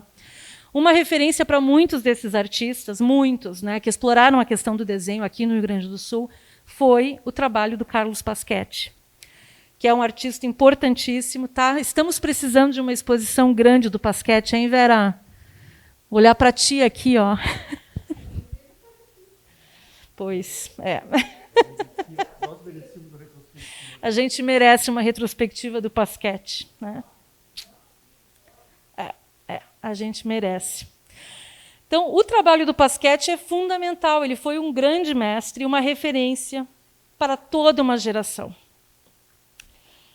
E, antes de entrarmos assim na costura que eu vou fazer com a exposição na Fundação, eu trago aqui o trabalho da Eleonora Fabre, que também é uma artista que vem de uma formação em arquitetura e que traz um trabalho diferente, mas com essa marca, digamos, do humor. Tem uma questão de humor, tem uma questão, digamos, da ideia de brinquedo, muitas vezes, que atravessa o trabalho da Nora. Da mesma forma, né? Aliás, eu não comentei, importantíssimo, aqui no trabalho da Nora tem algo também de uma artesania na execução dessas peças, que a gente vê no trabalho do Mauro Fuch, junto com a Karin Lambrecht, foi o outro artista aqui do Rio Grande do Sul que participou da mostra Como Vai Você, Geração 80. E o trabalho do Mauro, ele vai, assim, ele não tem nada dessa gestualidade, não. Pelo contrário, é um trabalho que prima pela artesania, que prima pelo acabamento, né? Mas ele está também aqui sugerindo histórias, se quisermos, né? Tem situações aqui, tem cenários, né? Tem um contexto aqui que é um contexto onírico, subjetivo, que é uma das marcas desse período. Então, eu termino este arco dos anos 80, local aqui, com essa obra da Lia Mena Barreto, A Tartaruga, que é um trabalho também com esse apelo, digamos, da brincadeira, né? Tem a ideia aqui de um brinquedo, e que, me parece, ele fecha bem assim, algumas das ideias que apareceram até aqui. E, com isso, eu entro para fazer algumas costuras com a exposição que está lá na Sala dos Pomares, para mostrar assim algo que é bem, quer dizer, essa exposição na Fundação Vera Chaves Barcelos é uma exposição que ela tem assim, ela é representada por artistas brasileiros, mas por muitos artistas aqui do Rio Grande do Sul. Isso é muito importante porque é além de dar a visibilidade aos trabalhos desses artistas, também é a ideia do contexto da exposição de acentuar essa marca dos anos 80. E aí a gente vê que no próprio cartaz, o elemento que abriu a nossa conversa, que cores, cores, cores, aqui estão as cores também no cartaz. Então, a exposição, as fotografias todas que nós vamos ver são fotografias do Leopold Plentz. A exposição ela tem curadoria da Vera, ela tem um texto de apresentação do José Francisco Alves, que acabou de relançar o livro em segunda edição, né? A Escultura Pública no Rio Grande do Sul, em Porto Alegre, perdão, Escultura Pública em Porto Alegre, né? Não é no Rio Grande do Sul, em Porto Alegre, que acabou de relançar, é um livro, enfim, que faz um trabalho bem importante. Então, aqui vocês observam a entrada, né, do espaço. E eu vou, então, me guiar por algumas fotos aqui para comentar alguns trabalhos. Então, dessa foto que dá a vista, né, para a entrada, eu começo aqui trazendo a Karin Lambrecht, que está lá atrás. Um trabalho de 83, assinalado por tudo aquilo. Não vou ficar repetindo, né? Não precisa, né? Né? Agora eu só vou aqui passar, né?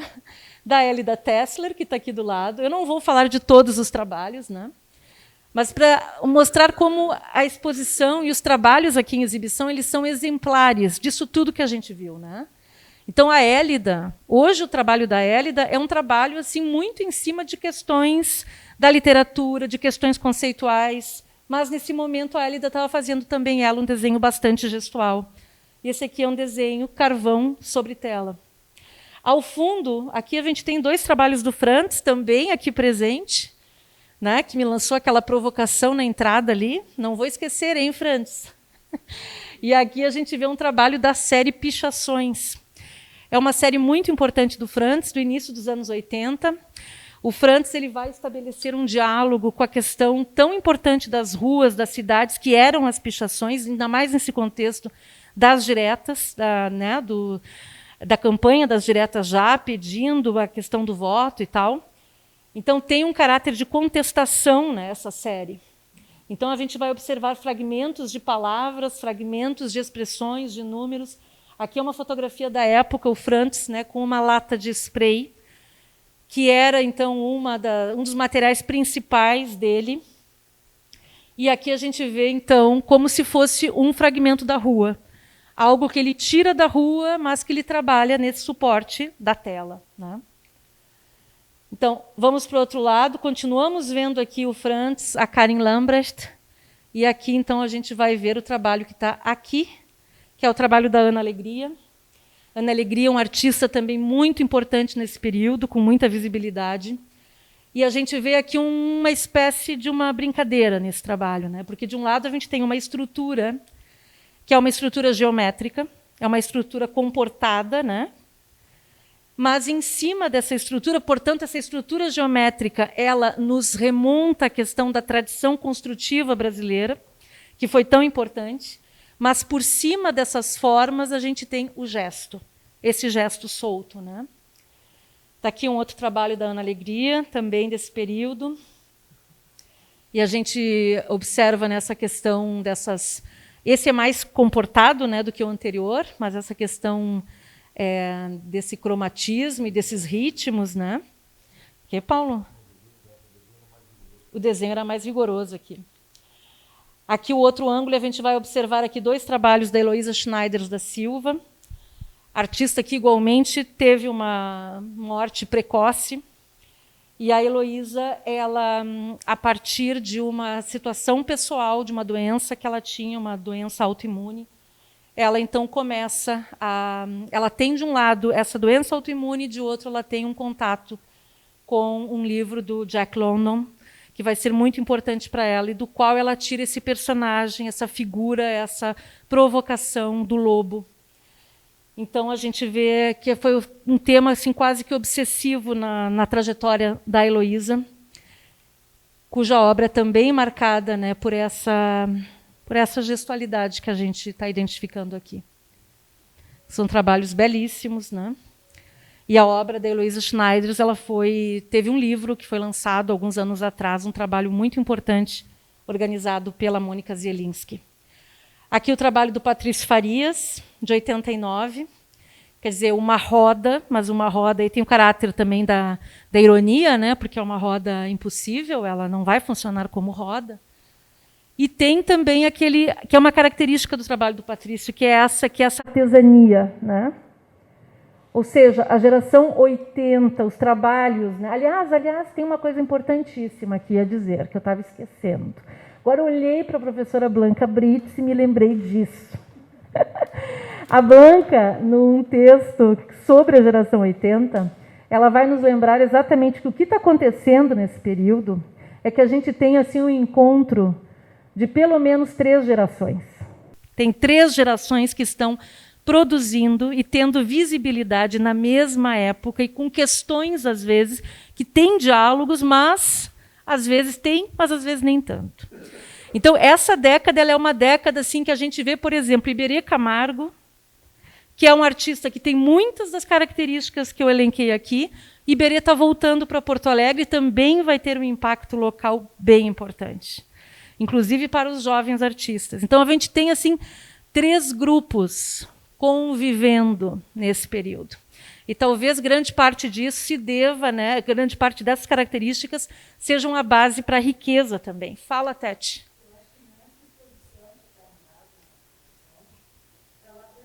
Apresenta isso. Exato. Exato, exato. Ali nós vemos trabalhos de vários artistas de várias gerações. Uhum. É. Aqui a gente vê, a partir de um outro ângulo, né, o trabalho da Maria Tomazelli, do Alfonso Benetti aqui, e do Alfredo Nikolaevski. Então, a Maria Tomazelli é uma artista que também tem uma visibilidade muito grande nesse período, participa da Bienal de São Paulo, tem, enfim, uma circulação nacional bem grande. Ela está, nessa época, explorando também essas composições com essas cores bastante presentes, né? Faltou aqui uma palavra melhor. Intensas. Obrigada, Alfredinho. Ela também sugere narrativas. Então, é um trabalho que está em diálogo com o cenário internacional, né? Esse é um trabalho bem pequeno que está no Margues, mas que eu acho uma graça. É uma aquarela. E aí nós vamos ver aqui o Alfonso Benetti, um artista que teve uma produção assim nesse período muito grande em Santa Maria. Santa Maria é um centro, né, importante de produção de arte nesse período, né? Muito, inclusive, em vista do curso de artes visuais da Universidade Federal de Santa Maria, e a Marisa, que está aqui, foi professora lá nessa época. Então, a gente vê aqui no trabalho do Alfonso, ele não tem visibilidade. O Alfonso não tem visibilidade. E é um trabalho muito bonito. E aqui o Alfredinho, né? Alfredinho, 88, fazendo a série dos papelões, como ele chama. Então, essas pinturas, elas são sobre sucata de papel, sobre papelões. Então, é um material completamente, né, pobre. É um material que as pessoas jogam fora, não tem nada de nobreza, nada. E é nesse suporte que o Alfredo produziu uma série muito importante de trabalhos. E nessa série, então, ele expunha, né, os trabalhos assim, sem moldura, os trabalhos mostrando a sua rugosidade, a natureza do papelão, que muitas vezes, inclusive, aparece com furos, aparece com rasgos. Ele usava o material como ele encontrava. E onde é que ele encontrava? Na rua. E aqui, caríssimos, eu não resisti, né, porque o Alfredo, durante muito tempo, ele trabalhou com fotografia, trabalhou com apropriação assim, de vídeos, de imagens de vídeo. E muitas pessoas diziam assim para ele, mas quando é que tu vais voltar a pintar? E ele, Deus me livre, não, para que pintar? Que isso, deu. Só que na pandemia, o Alfredo, né, em casa, para não enlouquecer, começou recomeçou a pintar. E não apenas isso, recomeçou a pintar sobre sucata de papel. Ele fez uma série maravilhosa. Está fazendo ainda. Gente, é maravilhoso. E nesse período da pandemia, a gente fez um grupo que o Alfredo criou, que era um grupo para discutir o que ele estava fazendo, porque ele estava inseguro, ele não sabia o que ele estava fazendo. Imagina, até parece, né? Então ele perguntava: o que vocês acham, né? O que vocês estão achando? Então o Paulo, a Blanca, a Nara Amélia, que estão aqui, né? Mais a Marise Malta, que é a professora da UFRJ, o Tadeu Chiarelli, o Eduardo Veras, a Joana Bozac, a Kátia Poser, a Icleia Catani e eu. É isso? Faltou? E a Marilice Corona. Então, a gente opinava por grupo de WhatsApp, ele ia mostrando: hoje fiz esse. E aí a gente dizia: legal, gostei, né? Trilegal. E esses são os títulos das obras. Ele lançou depois um livro digital pela Universidade, editora da Universidade Federal de Santa Maria. Vocês podem acessar o livro. Coloquem aí no Google da vida, né? Alfredo Nikolaevski, o FSM, e vem o livro, que tem um projeto gráfico bem bacana do Sandro K. O Sandro fez um diálogo com a linguagem do Instagram. Do Instagram nada, do WhatsApp. Eita nós, tá? Do WhatsApp. E ele reproduz ali as conversas que a gente teve. Então tem uma coisa assim muito bacana de espontaneidade e tem aí essa cara do pode tudo, digamos assim, que os anos 80 tem muito. Então, Alfredinho voltando a trabalhar. Muito bem, parabéns. Ainda na exposição, a gente está aqui no piso superior e a gente vê aqui, entre outras, né, a gente vê uma obra do Gonzaga e aqui obras do Milton Kurtz e do Mário Ronelt. O Milton e o Mário desenvolveram um trabalho assim, que é muito a cara dos anos 80 também.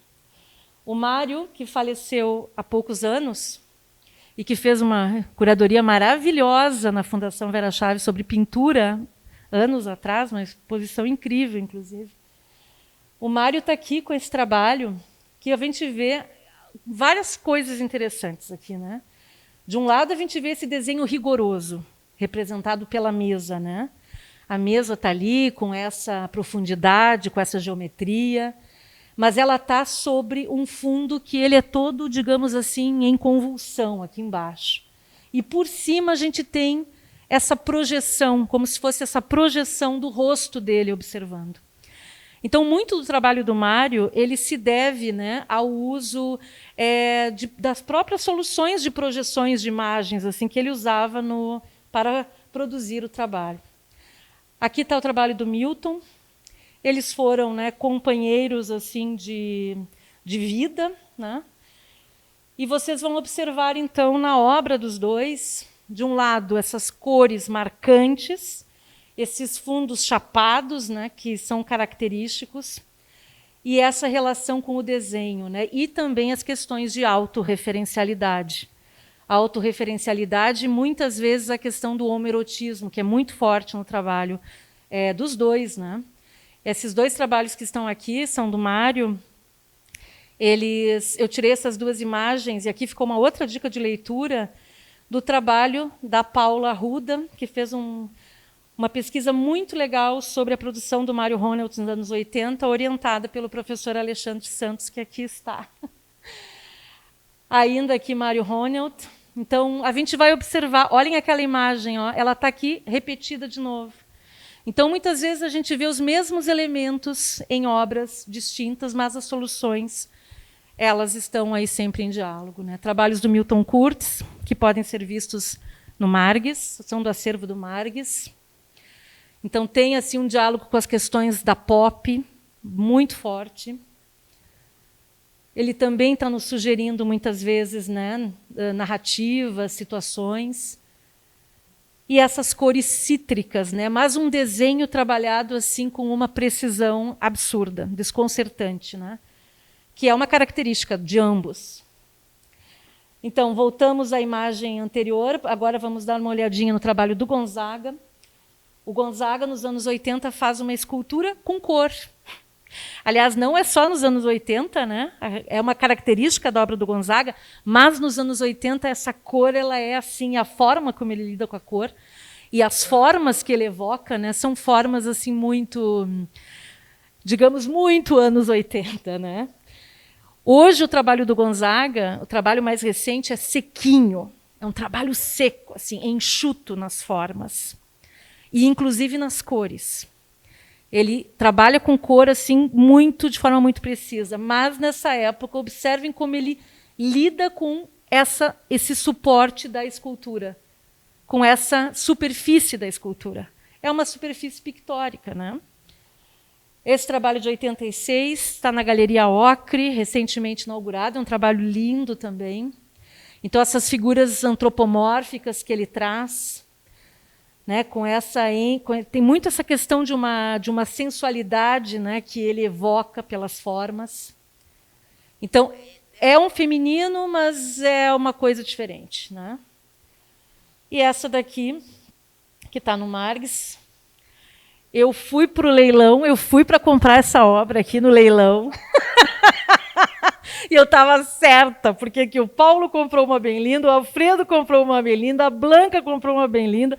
E eu pensei, não, eu vou conseguir, né? Sim, comprei uma linda também, mas essa aqui eu já estava assim visualizando.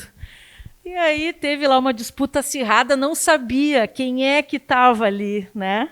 Era o Margues. Bom, tá bem, né? Tá bem, é uma obra linda do Gonzaga. Isso que eu estou comentando de leilão, né? Pode parecer assim um papo, que papo é esse? A pergunta é essa, que papo é esse? Mas é que esse foi um leilão de arte dos anos 80, que teve recentemente aqui em Porto Alegre. Então, foi uma oportunidade para quem curte, né, a produção desse período. Aqui a gente se volta para o outro lado do plano superior da galeria, da Sala dos Pomares. Aqui está um exemplar do trabalho do Carlos Paschetti. Paschetti, grande, maravilhoso desenhista. E aqui um trabalho, né, em pastel, intitulado Adão. Então, né, a gente vai fazer um coro aqui, né? Precisamos de uma exposição do Carlos Paschetti. Eu não sei qual foi a última vez em que ele expôs, honestamente, individualmente, Vera, tu tens ideia? Gente, na Bolsa, a produção recente, sim. Nunca, né? Precisamos, né? Aqui a gente vê o trabalho do Cava, do Wilson Cavalcante, um artista que tem uma formação assim muito forte, né, no ateliê livre, uma produção em desenho e em gravura, explorando muito as questões da lito, mas aqui é um trabalho, né, em desenho, mas com as relações também com a pintura, que está aqui em diálogo com o trabalho do lado, né, da obra da Magliani. E aqui eu vou enfatizar a obra que está embaixo, que é um trabalho em papel machê, e que traz esse feminino, esse fragmento desse feminino também com um tratamento assim, com uma linguagem pop, né? Pois é, Vera, pois é, mas eu só tinha a imagem da frente.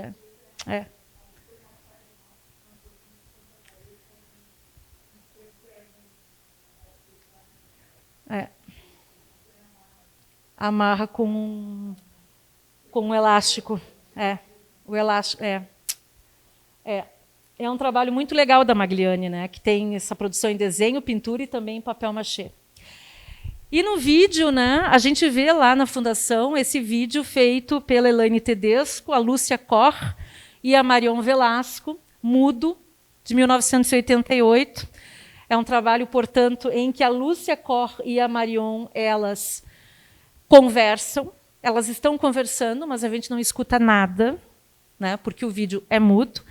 Quem faz a gravação aqui em VHS é a Elaine Tedesco.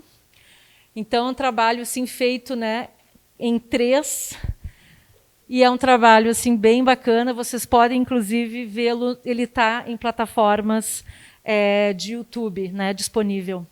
É um trabalho muito bacana também. Opa, perdão. Assim como o trabalho da Romanita.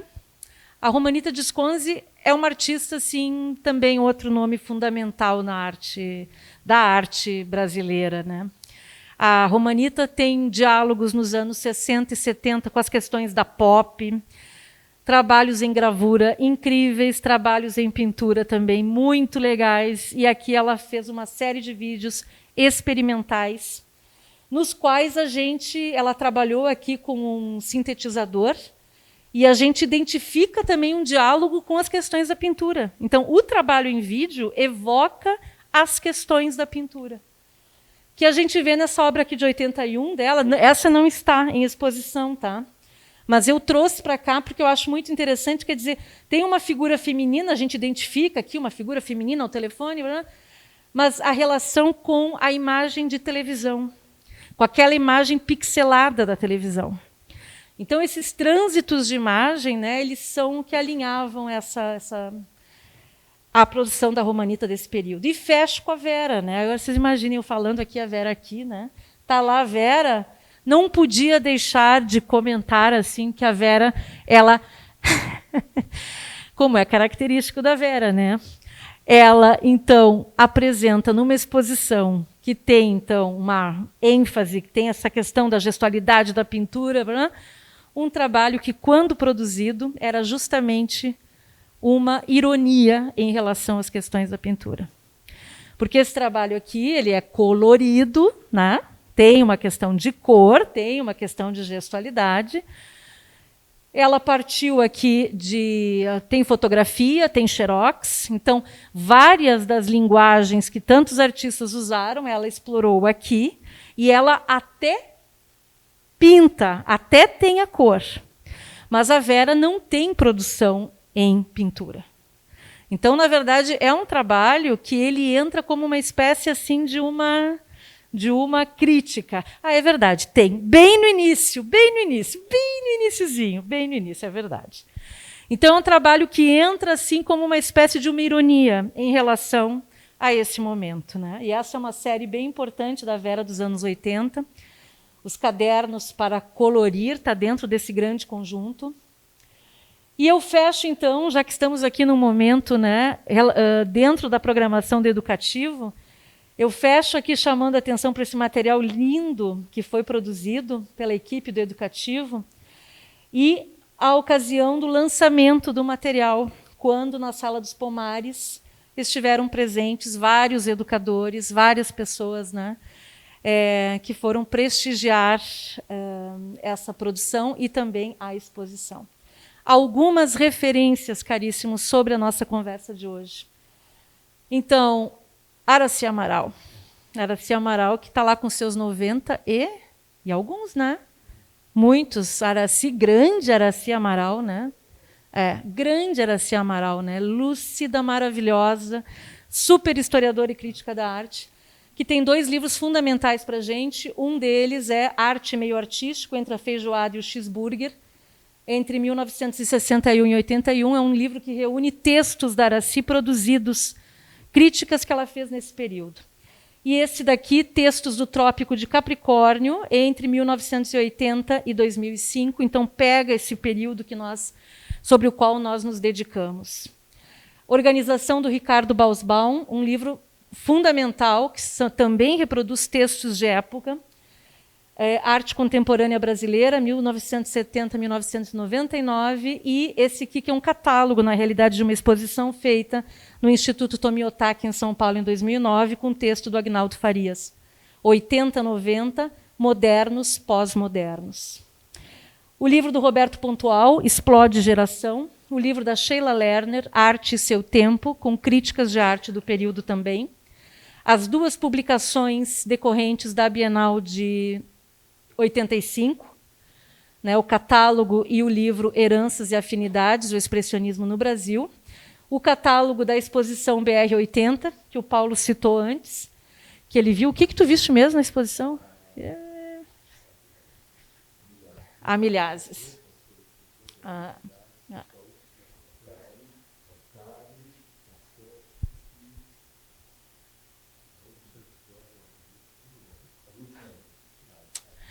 Então, está aqui a capa do catálogo, 91.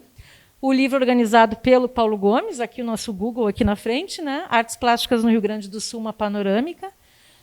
Aqui nós temos o texto, né, da Blanca, que traz esse período.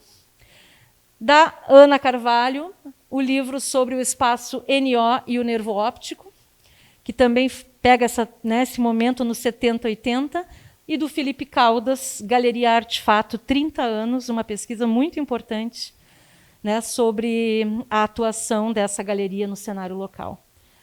Do professor Alexandre de Santos, também aqui presente, o livro, né, A Fotografia como Escrita Pessoal, Alair Gomes e a Melancolia do Corpo Outro, resultado da tese do Alexandre sobre a fotografia do Alair. O livro do Ricardo Rezende, Posição Amorosa, o de Nilson Júnior. Do Tadeu Chiarelli, livro sobre a obra da Leda Catunda. E este, que é muito interessante, No Calor da Hora, dossiê Jovens Artistas Paulistas, década de 80. Sobre o Jorge Guinle, o livro do Roberto Conduru. Sobre o nosso Frantz, que está aí, né, o livro que eu tive o prazer de organizar em 2011, e do qual também participa o nosso Google aqui na frente. Karin Lambrecht, livro lançado em 2013, organizado pela crítica de arte recentemente falecida Glória Ferreira. Livro também maravilhoso. Da Heloísa Schneider da Silva, organizado pela Mônica Zielinski. Do Alfredo, né? Esse livro, eu não coloquei o livro recente, né? Eu coloquei esse daqui, que reúne, assim, faz um arco e enfatiza as produções dos anos 80, 90, Desenhos e Pinturas. O livro dedicado aos desenhos do Carlos Ladimirsky, com um texto muito bonito do Mário Ronelt. Aliás, o Mário fez os projetos gráficos desses dois livros, porque o Mário também tinha uma atuação muito grande na área do design gráfico. O nosso querido Gonzaga, o catálogo da exposição seminal, apresentada no Margues em 2002, por enquanto é a única publicação dedicada à obra do Gonzaga. Patrício Farias, o livro, né, organizado pelo Adolfo Monteiro Navas. E aqui, fechando, né, o livro dedicado à obra da Lenir de Miranda, que foi escrito pela professora Icléa Catani e por mim. E o livro da Vera, escrito pelo François Soulage, também com um texto, com uma cronologia da Ana Carvalho. E com isso eu agradeço a paciência de vocês, agradeço as participações várias aqui, né?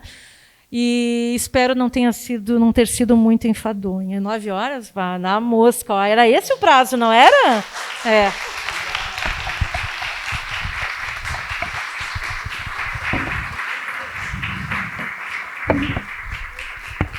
Gente, assim, ó. Ai, gente, de coração, assim, eu peço desculpas assim pelo excesso de textos, eu me empolgo. Hoje eu estava dizendo, deixa eu contar uma coisa para vocês. Eu terminei essa apresentação ontem. Estava bem feliz, assim, olhei, eu pensei, tá legal, tá, ok, tá. Amanhã eu vou só, né, revisar. Aí hoje de manhã, quando eu acordei, eu olhei e pensei assim, não, tá tudo errado.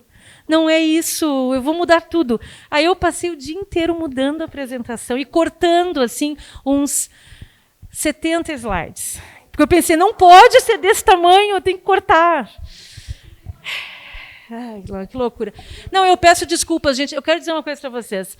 De coração, assim, esse é o tipo de palestra, e eu agradeço de novo a Margarita, a Vera, pelo convite, pela confiança, mas é o tipo de palestra que é difícil, inclusive porque eu sabia que ia ter gente, tipo assim, eu sabia que a Alfredinha está aqui na primeira fila, com seu bottom da URGS. Sei lá, vocês entendem isso? Eu sabia que a Vera ia estar aqui. É um tipo de palestra mais difícil, né?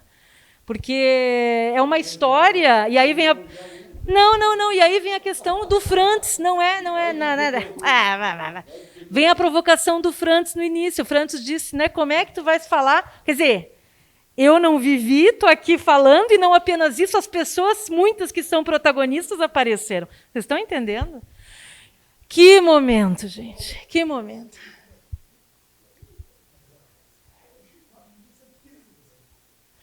Não, mas é que tu és meu...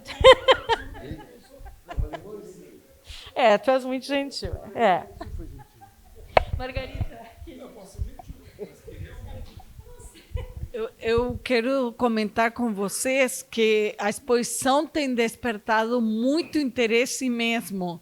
Claro que estamos num momento retomada pós-pandemia, mas a exposição já teve mais de estamos quase nos 600 visitantes, fora o nosso programa com o público escolar e os estudantes.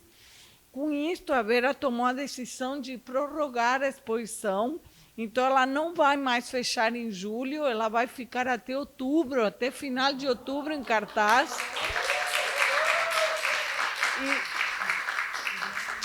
E isso tem diretamente a ver com o que a Paula está comentando, a dificuldade de fazer esse reconto histórico de todas essas mudanças que aconteceram durante os anos 80 também, né? E esse interesse se demonstra no público, no interesse que está despertando nos jovens também, que não viveram a década de 80. Então, acho que é importante a gente continuar com essa discussão.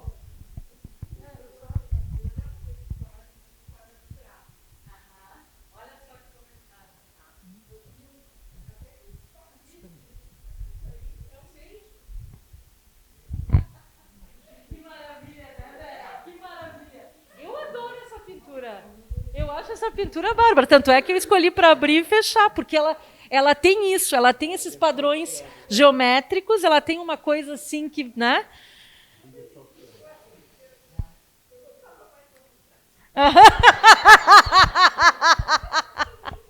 Tá bom? É muito boa. E eu acho que o bacana é justamente porque ela fica nesse limbo, né? Que ela tá nesse... Porque a imagem ela não se entrega fácil também, né? Ela não se entrega. Vocês estão encontrando o beijo aí, gente? É uma delícia essa imagem. É muito, muito anos 80. Não, ó, tá vendo?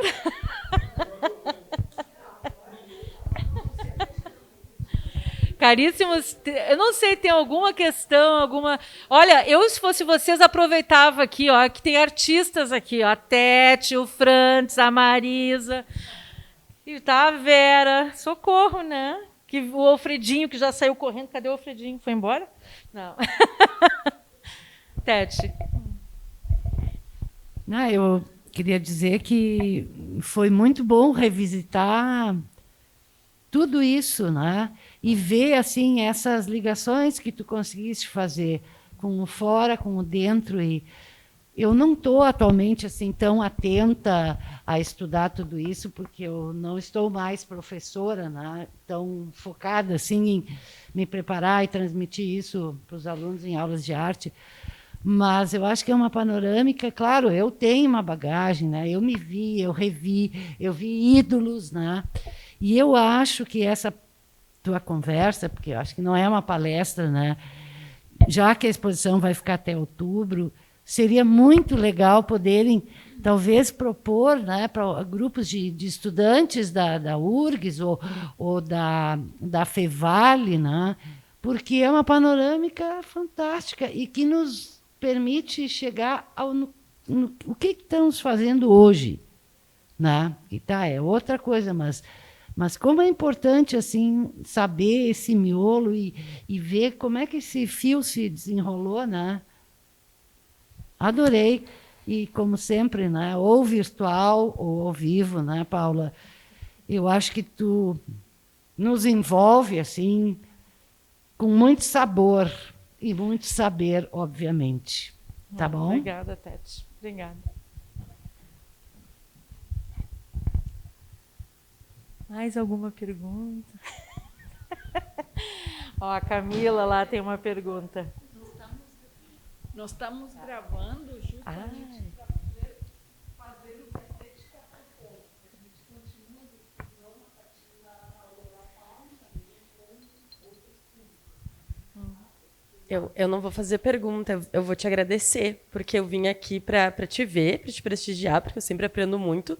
É sempre muito saboroso e cheio de saberes, mas que vai me ajudar muito no meu trabalho, né? Então, assim, conectou. A minha mediação de amanhã já vai ser diferente, já vai ser outra, porque até vou dizer, a pintura que o Carlito fez para a Bienal da Grande Tela está exposta e fez, assim, é outra coisa. Agora a minha visão dos anos 80 é outra. Óbvio, com certeza eu já tinha visto várias dessas coisas na faculdade, mas do teu jeito é diferente. Dá uma outra perspectiva. Então, eu só posso te agradecer, porque tu é magnífica. Ai, meu Deus. É só isso. Gente, quem falou... Obrigada, Camila, mas tá. Exageros à parte, por favor. A Camila Salvar, ela é egressa do Bacharelado em História da Arte e ela trabalha no Instituto Ling. É a Camila quem faz lá todas, né, as mediações, entre outras coisas, né? Obrigada, Camila. Obrigada.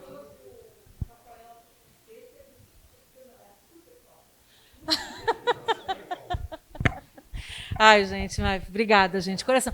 Olha, eu quero agradecer muito, muito, muito, muito a presença de vocês aqui. Mais uma vez, obrigada. Desculpem aí as leituras em excesso, alguns excessos, né? E da próxima vez eu corto os 2, 3 textos. Obrigada, gente.